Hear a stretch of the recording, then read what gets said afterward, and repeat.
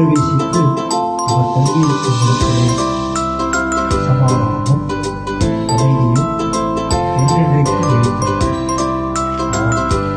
இப்போதும் இந்த இரட்சணிய ஆலயத்தின் முன்கதவுகளை போட வேண்டும், அமைக்க வேண்டும் என்று எடுத்துக்கொண்ட முயற்சிகள் யாவையும் தேவன் கிருபையும் வழியும் எங்களுக்கு முன்பதாக பேசி நல்லிணக்கத்தை கொண்டு வந்து எல்லோரையும் சமாதானப்படுத்தி வழிநடத்தி ஆலோசகராக வல்லமை கொடுத்தவராக காத்துக்கொண்டார். இந்த முயற்சியை மேற்கொண்ட ஒவ்வொரு பிள்ளைகளையும் தேவன் ஆசீர்வதிக்கவே ஆசீர்வதிப்பார். குடும்பத்தின் மக்களை பெருகவே பெருக செய்வார். அவர்களுக்கு உறுதுணையாய் இருந்த இந்த சபை மக்களையும் தேவன் என்றென்றைக்கும் ஆசீர்வாதத்துடன் வைத்துக் கொள்வார்.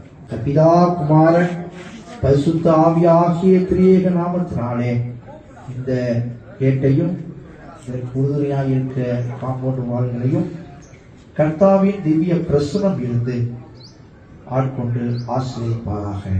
ஆமென். ஆண்டவரின் திருப்பெயராலே கேட்டை நாங்கள் திறந்து வைக்கிறோம். கர்த்தருக்கே மகிமை உண்டாகிறார்கள். ஆமென்.